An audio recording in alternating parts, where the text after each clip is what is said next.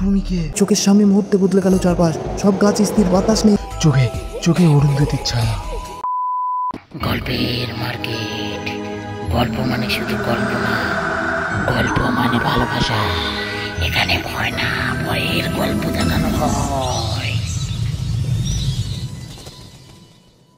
High, আমি জয়, আর আপনারা দেখছেন গল্পের মার্কেট। আশা করি আপনারা ভালো আছেন, আমিও ভালো আছি। আজ গল্পের মার্কেটের দ্বিতীয় এপিসোড অরুন্ধতির চোখ দেখবেন, আশা করি ভালো লাগবে। চলুন আর কথা না বলে শুরু করি। প্রতি বুধবার আর শুক্রবারের রাত ৮, গল্পের মার্কেট।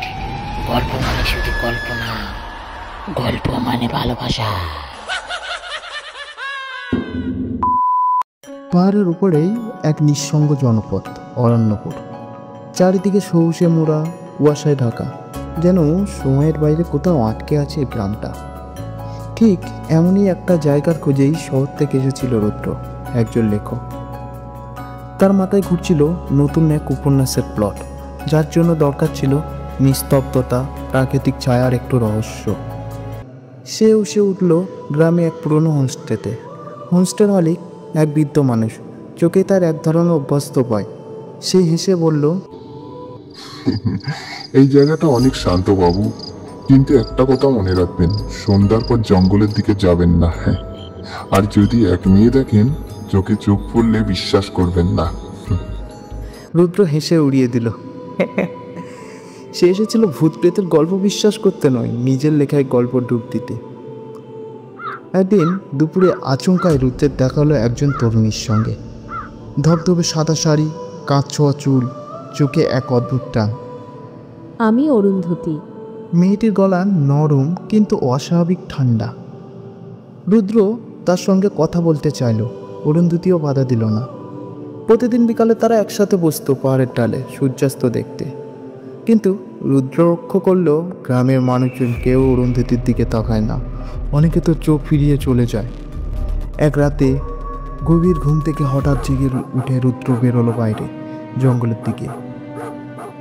সেই অন্ধকার পথে আবার দেখা হলো অরুন্ধতীর সঙ্গে। কিন্তু আজকে অরুন্ধতী সে যেন আগের মতো নয়। তার চোখ দুটো জ্বলছে নীল আলোয়, তীব্র সেই আলোয় অন্ধকার ফিকে হয়ে যাচ্ছে। রুদ্র স্তব্ধ। তুমি কে? অরুন্ধতী হেসে বলল, আমি সেই গল্প যাকে সবাই ভয় পায় অথচ ভুলতে পারে না। রুদ্রের চোখের সামনে মুহূর্তে বদলে গেল চারপাশ, সব গাছ স্থির, বাতাস নেই, আর অরুন্ধতীর শরীরটা ধীরে ধীরে ধোঁয়ার মতো ঝাপসা হয়ে যাচ্ছে। ঠিক তখনই কানে এলো এক কণ্ঠ, নরম কিন্তু ভিতরেহীন। আমার চোখে দেখবে তো রুদ্র, তবে জেনে রাখো এই চোখের আলোর পেছনে আছে শুধু ছায়া। রুদ্রের মুখ থেকে শব্দ হারিয়ে গেল, অন্ধকার থেকে নিল তাকে, সে জ্ঞান হারালো। পরদিন সকালে রুদ্রের জ্ঞান ফিরল নিজের বিছানায়। হোমস্টের মালিক চোখ বড় করে বলল, আপনি জঙ্গল থেকে কখন ফিরলেন বাবু? আমরা তো ভাবছিলাম আপনি আর ফিরবেন না। রুদ্র ধীরে উঠে বসে শুধু একটাই প্রশ্ন করল, অরুন্ধতী কোথায়? বৃদ্ধ মালিকের মুখটা পড়ে গেল, তার গলা শুকনো, চোখে অতীতের ছায়া। সে ধীরে ধীরে বলল, এই গ্রামে এক মেয়ে ছিল অরুন্ধতী। বছর ৫ আগে সে খুন হয় এই জঙ্গলে। তার চোখ ছিল আলোয় ভরা, আর যে সেই চোখে শেষবার তাকিয়েছিল সে আর কখনো স্বাভাবিক থাকেনি। রুদ্র তখন দাঁড়িয়ে আয়নার সামনে, আর তার নিজের চোখে এক ঝলক নীল আভা। চোখে চোখে অরুন্ধতির ছায়া। প্রতি বুধবার আর শুক্রবারের রাত ৮, গল্পের মার্কেট। গল্প মানে শুধু গল্প না, গল্প মানে ভালোবাসা।